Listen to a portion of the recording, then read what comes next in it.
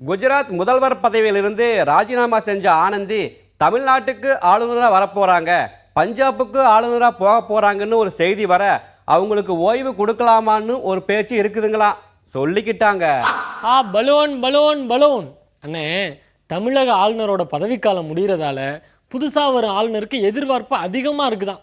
இப்போதைய ஆளுநர் காங்கிரஸ்லேருந்து வந்திருந்தாலும் 5 ஆண்டு பதவி காலத்தை முழுசாக நிறைவு செஞ்சதுக்கு மத்திய மாநில அரசுகளோட ஒத்து போனது தான் காரணமா பேசிக்கிட்டாங்க. இப்போதைய ஆளுநர் ஆந்திராவிலிருந்து வந்தவர். கர்நாடகாவுக்கும் தமிழ்நாட்டுக்கும் காவிரி பிரச்சனையில் ஏற்கனவே வாய்க்கா தகராறு இருக்குது. அதனால கேரளாவிலிருந்து ஒருத்தரை ஆளுநராக கொண்டு வந்தா என்னன்னு மத்தியில் ஒரு ஆலோசனை நடக்குதான், பேச்சா கிடக்குது. இஸ்லாமியர்களுக்கும் தாழ்த்தப்பட்டவங்களுக்கும் எதிரான கட்சி பாஜக அப்படின்னு ஒரு பிரச்சாரம் போறதால அதுக்கு முடிவு கட்ட அந்த பிரிவை சார்ந்தவங்களுக்கு ஆளுநர் பதவி கொடுக்கலாமா அப்படின்னு ஆலோசனை நடக்குதான். அதுல ஹரியானா டிஜிபியா இருந்து ஓய்வு பெற்ற தமிழ்நாட்டு ஐபிஎஸ் பேரும் லிஸ்ட்ல இருக்குதாமையா பேசிக்கிட்டாங்க. ஐயா, தமிழ்நாட்டில் இருந்து ஆளுநர் பதவிக்கு தேர்ந்தெடுத்தா கட்சியோட வளர்ச்சியும் நல்லா இருக்கும்னு மாநில பாஜக தலைவர்கள் டெல்லிக்கு ஆலோசனை சொல்லியிருக்காங்களாம். ஆனா அப்படியே வாய்ப்பு கிடைச்சாலும் அவங்கள வேற மாநிலத்துக்கு அனுப்பிடுவாங்களாம் பேசிக்கிட்டுதாங்க ஐயா.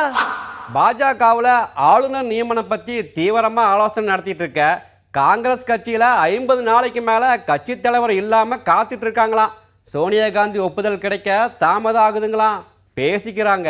அண்ணே, காங்கிரஸ் கட்சியோட தொழிற்சங்கமான ஐஎன்டியூசி அமைப்புக்கு பொறுப்பாளர்கள் நியமிக்கும் போது இவிகேஎஸ் இளங்கோவனோட ஆதரவாளருக்கு தலைவர் பதவியும் தமாகவில் இருக்கும் ஜி.கே. வாசன் ஆதரவாளருக்கு துணைத் தலைவர் பதவியும் கொடுத்துருக்காங்களாம் சொல்லிக்கிட்டாங்க. ஐஎன்டியூசி காங்கிரஸ் கட்சியோட அமைப்பா இருந்தாலும் சட்டமன்ற தேர்தலில் அதிமுகவுக்கு ஆதரவுன்னு அறிவிச்சாங்க. அதனால தான் இவ்வளவு சீக்கிரமா பொறுப்பாளர்கள் மாற்றம் நடந்துச்சு.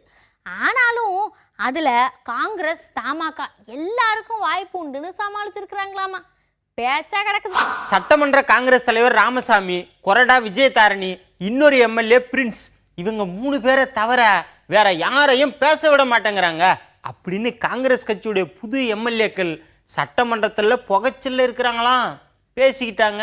ஐயா, யாரு புதுசா வந்தாலும் தனியா ஒரு கோஷ்டி உருவாகிறத தடுக்க முடியாதுன்னு சத்தியமூர்த்தி பவன்ல சலசலப்பா இருக்க ஒற்றுமையா இருந்து உள்ளாட்சி தேர்தலை ஜெயிக்கிற வழியை பாருங்க. அடுத்த பார்லிமெண்ட்டுக்கு இப்பயே வேலை ஆரம்பிங்கன்னு டெல்லியில இருந்து உத்தரவும் வந்திருக்குதான். நானாவா சொல்லுதேன் பேசிக்கிட்டுதாங்க ஐயா.